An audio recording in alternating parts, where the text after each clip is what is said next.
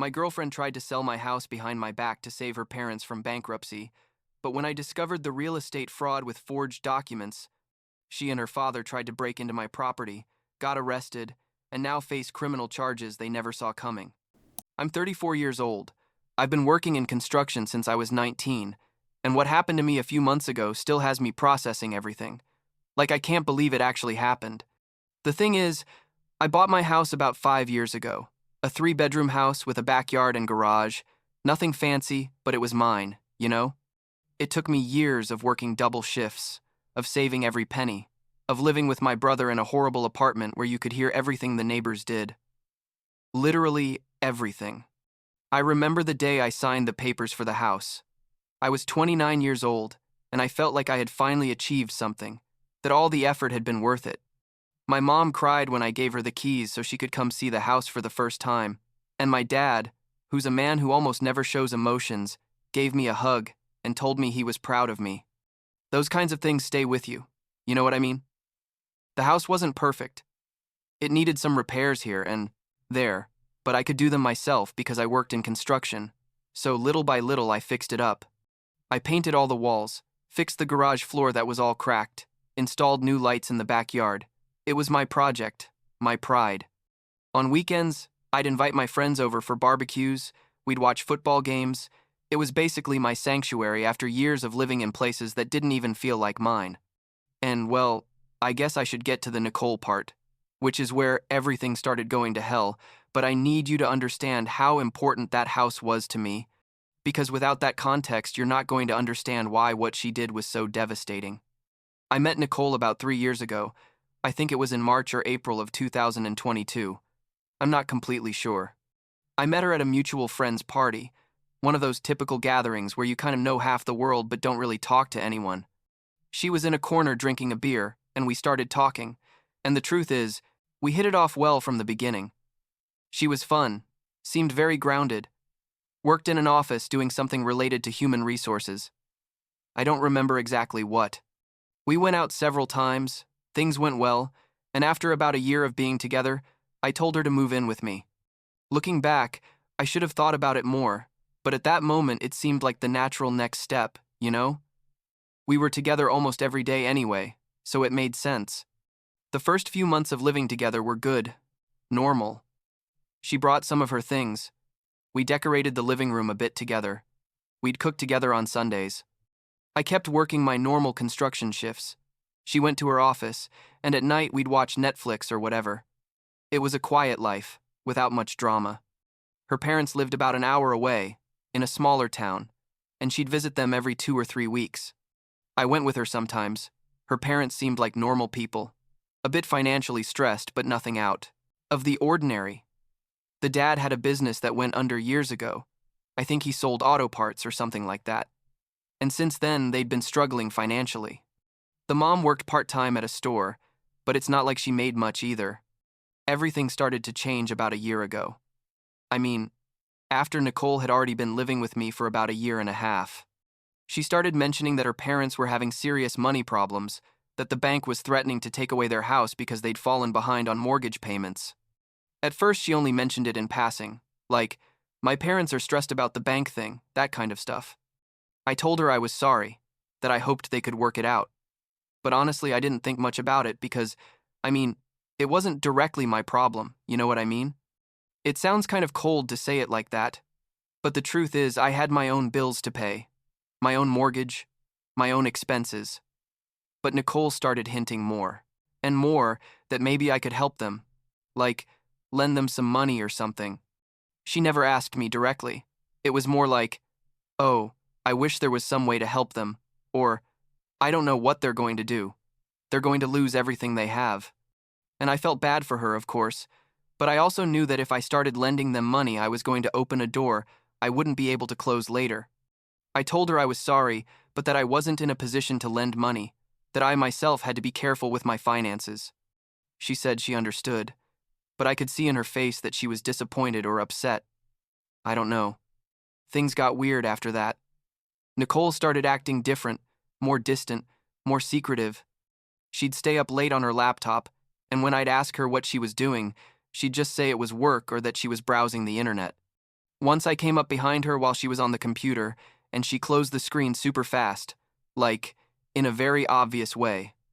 I asked her, what was up, and she said nothing, that she was just looking at something personal. But at that moment, I didn't give it much importance. But now, obviously, I know I should have paid more attention. She also started getting calls that she'd ignore when I was around, or she'd go to another room to answer. I asked her a couple times if everything was okay, and she always said yes, that she was just stressed about work. Then, about 4 months ago, in July, I think, I got a package in the mail. It was from a real estate agency, one of those big packets with information about selling your house. At first, I thought it was just junk advertising, those things they send you even though you didn't ask for them. But when I opened it, my address was there, my name was there, and it said something about the next steps to list the property. I stood there in the garage where I get the mail thinking, what the hell is this? I called the number that came on the papers, and the lady who answered told me they had received a request to list my house for sale, that they had already done a preliminary appraisal and were ready to proceed. I couldn't believe it. I literally couldn't process what I was hearing. I told her I had never requested that there had to be a mistake. She was quiet for a moment, and then told me that the request had been made online about 2 weeks ago, and that they had all my information, my address, my tax ID number, everything. I told her it had to be fraud, that someone was using my information, and she said she would investigate and call me back. I hung up the phone and stood there, feeling like someone had punched me in the stomach. Who would do something like this? How did they have all my information?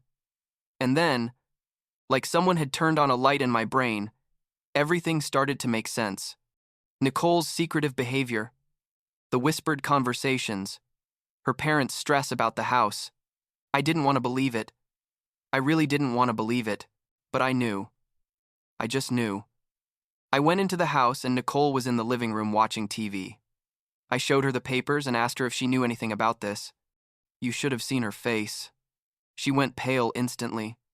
But she tried to deny it at first, saying she had no idea what I was talking about. But I kept pressing. Finally, after about 10 minutes of me refusing to drop the subject, she broke down and admitted everything. She told me yes, that she had tried to sell my house. That the idea was to use the money from the sale to pay her parents' debt and save their house, and that afterwards somehow we were going to be able to buy another house together, smaller or whatever.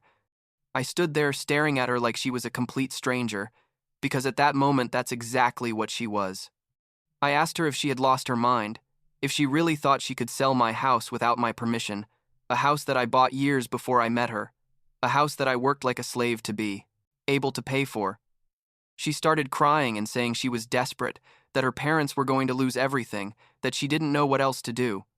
I told her I didn't give a damn about her desperation, that what she did was literally a crime, that it was fraud. She started getting angry then, saying I was selfish, that I had a house and her parents were about to be on the street, that if I really loved her, I would help her. I couldn't believe what I was hearing. I mean, was she really trying to flip this and make me feel like the bad guy? I told her to pack her things and leave, that the relationship was over, that I never wanted to see her again. She screamed some more, saying I was overreacting, that the sale hadn't even gone through, that nothing had really happened. I yelled at her that the only reason nothing had happened was because I found out in time, not because she had decided not to do it. That night, Nicole left to stay with a friend, I think, and I stayed up all night, thinking about what to do. The next morning, I called a lawyer, a guy named James Sullivan that a friend had recommended to me years before. I told him the whole story and he told me it was definitely fraud, that Nicole had used my personal information without permission to try to make a massive financial transaction. He told me I had two options: either let it go and just end the relationship, or press charges. The truth is, I was tempted to just let it go, because part of me still didn't want to believe all this was happening, but James told me that if I didn't do anything, Nicole could try it again, or try something similar with someone else, and that I also needed to protect myself legally in case she tried to claim something about the house later. I decided to press charges. I signed all the necessary papers, gave my statement to the police, and basically set the legal process in motion. Nicole found out about 2 days later when the police went to talk to her. That's when things got really ugly. She started sending text messages telling me I was a monster, that I was ruining her life, that her parents were going to lose their house because of me. I didn't respond to any of those messages. James had advised me not to have any contact with her while the case was in process, but Nicole didn't stop there. She made a long post on Facebook telling a completely twisted version of the story, saying I had been controlling and manipulating her for years, that she had only tried to look for options to help her family, and I had kicked her out of the house for no reason, and that now I was pursuing her legally out of spite. Some mutual friends who didn't know the whole story believed her. I started getting messages from people asking me what was up, if I was really as bad as Nicole said. It was horrible. I mean, not only was I dealing with the betrayal and fraud, now I also had to deal with being painted as the villain on social media. But wait, because it gets worse. About 3 weeks after all this, one night I was at my house watching TV. It was like 10 at night, and I hear noises in the backyard. I have security cameras. He installed them about a year ago. Total irony considering how they helped me later. So I checked the feed on my phone, and there were Nicole and her dad trying to open the back door. I couldn't believe it. I literally froze watching the screen. I called the police immediately and told them there were people trying to break into my house. I went out to the yard through the front door and started yelling at them that the police were on their way.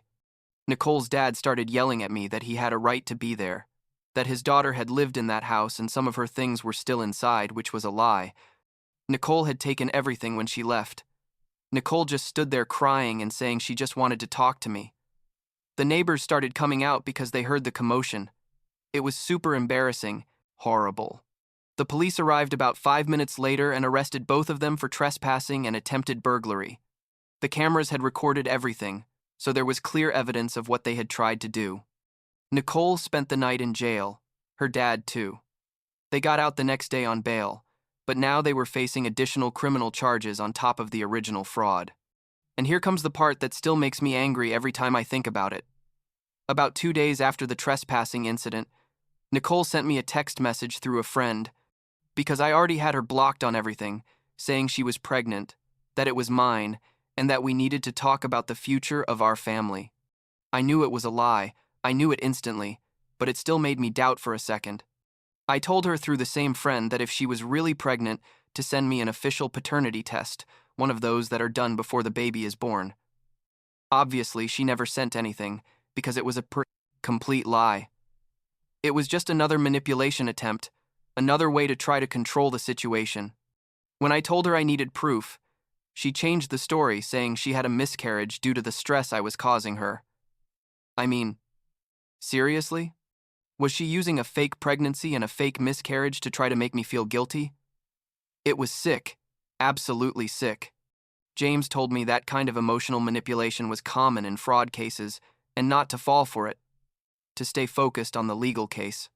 Things got even more absurd when Nicole's lawyer, who honestly I don't know how she managed to pay for, probably her parents borrowed money or something, sent me a demand letter requiring that I pay Nicole $50,000 for emotional damages and loss of her home. The letter was so ridiculous that James and I almost laughed when we read it. Basically, they argued that since Nicole had lived in my house for a year and a half, she had some kind of right to the property, and that by kicking her out, I had violated those rights. James responded with a letter that basically said that was completely absurd, that Nicole had never contributed to the mortgage, that her name wasn't on any property documents, and that furthermore, she was facing criminal charges for fraudulently attempting to sell that same property. We never heard anything about that lawsuit again after that. The legal process took months, it wasn't until October or November that everything finally got resolved. Nicole reached an agreement with the prosecution where she pleaded guilty to identity fraud and attempted real estate fraud, and her dad pleaded guilty to trespassing. They both received probation sentences, fines, and community service hours. Nicole also had to pay the legal expenses I had incurred, which were about $15,000. I don't know how she got that money. Honestly, I don't care. The important thing is that everything was resolved legally and I could finally start moving forward. But the truth is, the emotional damage was much harder to process than all the legal stuff. I started going to therapy with a doctor named Patricia Moore that James recommended because I couldn't sleep well. I was paranoid all the time, thinking someone was going to try to break into my house again. And honestly, I felt like an idiot for having trusted Nicole in the first place. Patricia helped me a lot to understand that it wasn't my fault, that manipulative people are very good at what they do, and that there was no way I could have predicted Nicole would do something so extreme.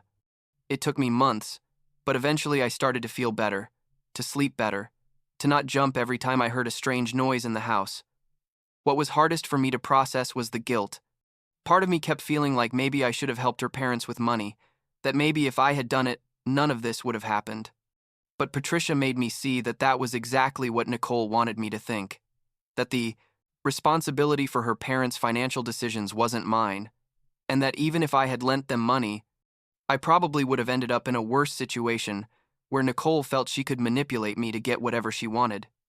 She was right, of course, but it still took me time to really believe it. Today, the house is still mine, obviously. I changed all the locks, upgraded the security system, and basically did everything possible to feel safe there again. Sometimes I still think about everything that happened, and I have a hard time believing it was real. That someone who said they loved me really tried to literally steal my house. Nicole and I haven't had any contact since all the legal stuff ended. And honestly, I hope to never hear anything about her ever again. I heard somewhere that she moved to another state. I don't know if it's true. Her parents lost their house eventually, which is sad, but it's also not something I can control. Or, that's my responsibility. What I learned from all this, I guess, is that you need to set clear boundaries with people, even with people you love, especially when it comes to money and property. I also learned that when someone shows you who they really are, you have to believe them. Nicole showed me exactly who she was when she tried to sell my house behind my back, and I did the right thing by ending that relationship immediately and protecting myself legally. Sometimes people ask me if I ever considered forgiving her or giving her another chance, and the answer is always no, not for a second. What she did wasn't a mistake or an impulsive bad decision. It was a calculated betrayal that she planned for weeks, and that's not something that can be forgiven or overcome. Now I'm 34 years old. I still work in construction. I still live in my house, and I'm okay. It's not a story with a perfect ending where everything magically fixed itself and now I'm happy all the time. But I'm okay. I've been dating someone new for about 3 months. We're taking it slow, and she knows the whole Nicole story because I don't want secrets or surprises. I still go to therapy every 2 weeks. Patricia says I'm making good progress. Last week I was fixing the garage floor that had gotten damaged again, and while I was working, I realized that for the first time in months, I wasn't constantly thinking about everything that happened. I was just doing my work and listening to music. And that's enough for now, I guess.